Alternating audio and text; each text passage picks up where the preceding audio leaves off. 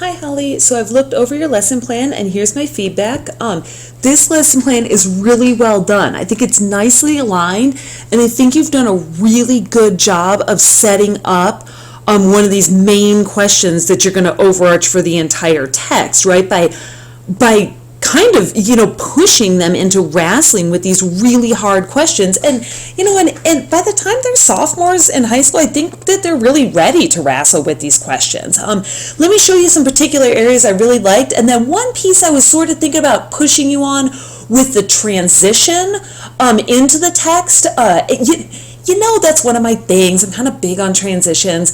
But I think that smooth transitions can really help a class feel pulled together for you and the students. And so I think it might be an area that for this lesson plan in particular, I want to push you on. Okay. So here we go. Your established goal is to choose and develop an effective appeal. All right. One piece, your alignment as far as your essential questions and your students will be able to is really well done for this lesson plan. One thing I wasn't super clear on is the alignment between the established goal and this lesson plan. I see you helping the kids to develop really kind of delve deep into this complex thinking, okay?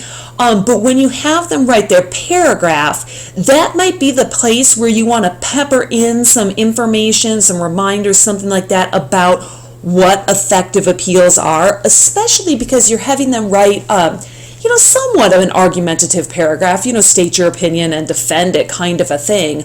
That might be a place to really sink in this standard with what you're doing, okay? I'll show you what I'm talking about later. So your questions and your students will be able to, very nicely done, and I think this is very clearly written, right? So when students walk into the class, they know what they're to be doing for the day and how they're to demonstrate their learning to you. Very well done. I like that, okay?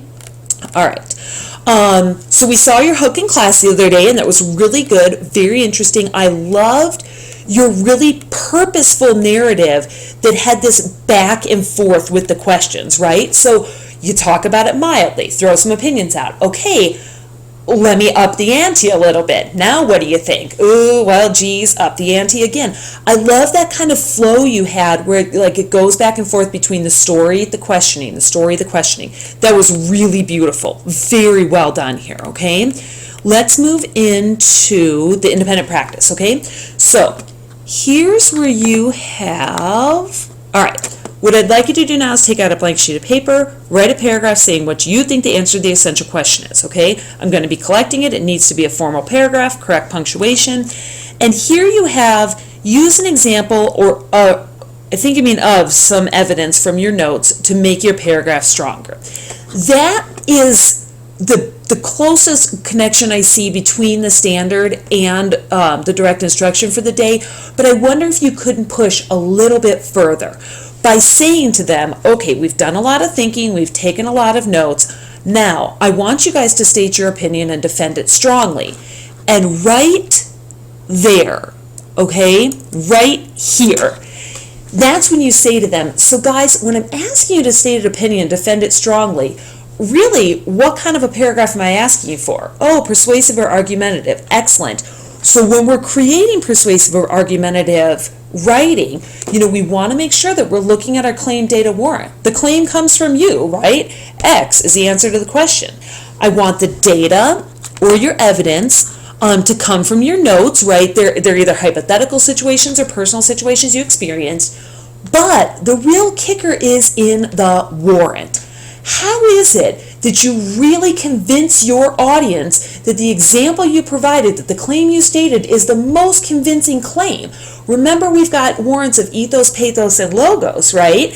And you've just got your personal opinion right here. It sort of depends. Do you want to, what if you put your audience into a situation where you said, hey, this was like your little brother, your little sister, and this was a police officer asking, and do you want to invite law enforcement into family matters? You've got some real ethical concerns there. You might want to use a pathos appeal. So see how I'm really drilling that content standard into this lesson plan and into this paragraph writing. And really, I'm just doing it in a review way. I'm writing a couple reminders up on the board and throwing a couple hypothetical examples in there and saying, I really want you to state your opinion, back it up with an example, pick your pencil up off the paper, pause and think. What are the different ways? What are the different audiences I can really sink this into, okay? Because that's one of those things, especially as the kids are getting into these upper high school levels, 10, 11, and 12, that we want to be consistently pushing them to write, pause, and think before you finish your writing. How can you punch that ending in really strong? You can't finish the race until you've crossed the finish line. You got to stay strong through it. And kind of using those things all year long, okay? So that's an area I want to push you in just a little bit, okay? And then right here is that transition, okay? I love the fact that you say to them, we're going to switch gears, right? Because you have to say to them when you do things like that, hey, make a right turn with me, We're going to be reading, and I really want you thinking about this essential question. That's beautiful, okay? How can we take this and really sink that learning in? Because you've got a good hook, they've swallowed that hook, you've got them in the memory loop. How do you sink it so deep that they can't help but think about this essential question as they read? Not because you told them to, but because they're so deep into it they can't help but think about it. So, it's going to go something like this. And now, Holly, these are going to be my words, and you've got to make them your own. But take apart the structure and the rationale for what I'm saying. Okay, so, guys, we're going to switch gears here and start our novel. But I want you to keep this essential question in mind because you're going to meet two brothers, right? And, hey, there's a reason that we have that saying, blood is thicker than water, right? I mean, when you've got like a sibling that really needs you, you know what I mean? And that you feel really protective over, that changes the situation, right? This is your brother. It's your job to take care of him. He needs your help, he needs your protection, and that complicates the matter. No longer is this just a friend. No longer is this a hypothetical situation. I want you to think about someone that needs your protection. That's the situation we're going to get dropped into right at the start of this novel, and it's going to complicate matters significantly. There aren't going to be any easy answers to this question, okay? Let's meet these two guys and let's see how complicated this situation is from the get-go. Right? Now, those are my words, not your words, okay? Make them your words. And Holly, what if you had him read the first 3 pages before you even gave him Steinbeck's background, right? So that it was like this instant, suck you in sympathy situation with the characters where you're like, oh my God, these guys are in a really hard situation right up front. Holy crap. Then you bring in the background information because you're like, yeah, you guys think that's hard? Now, let me talk to you about a situation that's going to be even tougher because this novel is written in 1939, so we're just coming off the Great Depression, right? This is the guy who's looking at the Dust Bowl, who's looking at the Grapes of Wrath, and he's trying to help everyone understand how there was this huge percentage of the nation that was in this unfathomably tough situation, right? And he wants you to understand what they were going through and these awful choices that they had to make because there was no right choice. Every choice was, pardon my French, but damned if you do, damned if you don't kind of a thing.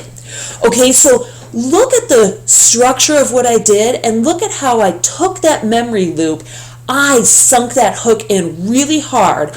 I moved from that hook right into sympathizing with the characters. Then I'm going to drop in background information, okay?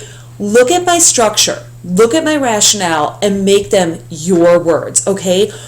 But Holly, all to say, my gosh, this is an amazing lesson plan, and it's beautiful that I get to talk to you about these tiny little tweaks, these high-level little tweaks that can really sink the kids into this stuff.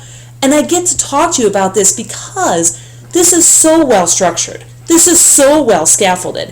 This is so well thought through that, like, I don't have any big problems that I get to go, oh my gosh, Holly, let's talk about not talking to the kids so much and asking questions, blah, blah, blah.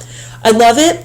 This is fantastic. Keep pushing yourself to these higher levels. Really cool opportunities to do that, okay? Thanks.